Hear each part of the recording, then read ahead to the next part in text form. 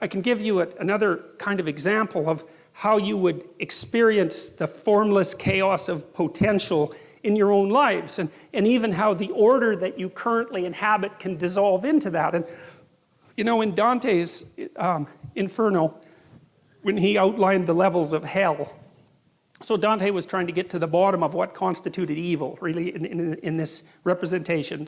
So it's a work of psychology, and he was thinking, well, there are various ways to behave reprehensibly, but there's a hierarchy of reprehensible behavior, and there's something absolutely the worst at the bottom. And Dante believed that it was betrayal. And I think that's right, because, you know, one of the things that enables long-term cooperation, peaceful cooperation between people is trust. And I would also say that trust is the fundamental natural resource.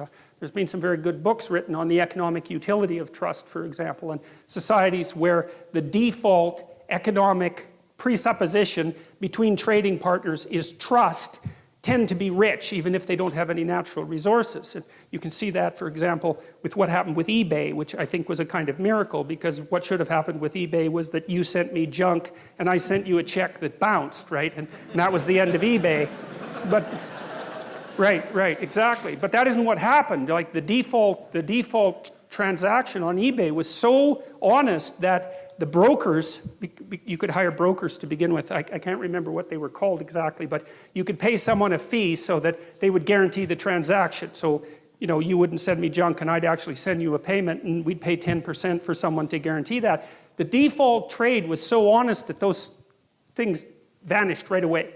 And so that meant that all this frozen capital, roughly speaking, which were all the junk that people had lying around that someone else might want, instantly became money. And the only reason that worked was because people trusted one another.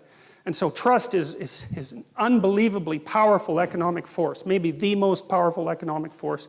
Anyways, if you have a relationship with someone, it's predicated on trust. And part of the reason for that is that trust is what enables us to look at each other without running away screaming.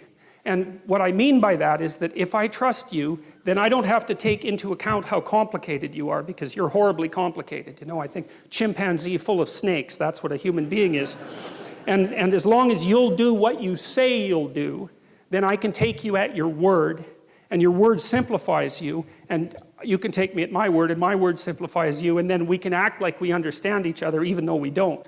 But then if that trust is betrayed, then all the snakes come forth very, very rapidly. And so all of you, I suspect, have been betrayed one way or another. And so what happens, if you're in a relationship with someone and you trust them, then you make certain assumptions about the past, and you make certain assumptions about the present, and you make certain assumptions about the future. And everything's stable, and so you're standing on solid ground. And the chaos, it's like you're standing on thin ice. The chaos is hidden. The shark beneath the waves isn't there. You're safe. You're in the lifeboat. But then if the person betrays you, like if you're in an intimate relationship and the person has an affair and you find out about it, then you think, one moment you're one place, right? You're where everything is secure because you've predicated your perception of the world on the axiom of trust. And the next second, really, the next second, you're in a completely different place.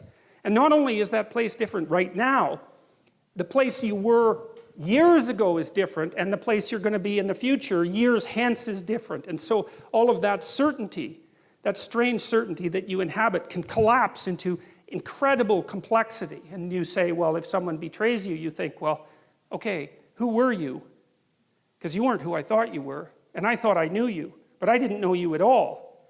And I never knew you, and so all the things we did together, those weren't the things that I thought were happening. Something else was happening, and you were someone else, and that means I'm someone else because I thought I knew what was going on, and clearly I don't. I'm some sort of blind sucker, or the victim of a psychopath, or someone who's so naive that they can barely live, and I don't understand anything about human beings, and I don't understand anything about myself, and I have no idea where I am now. I thought I was at home, but I'm not. I'm in a house, and it's full of strangers, and I don't know what I'm going to do tomorrow, or next week, or next year. It's like all of that certainty, that habitable certainty, collapses right back into the potential from which it emerged.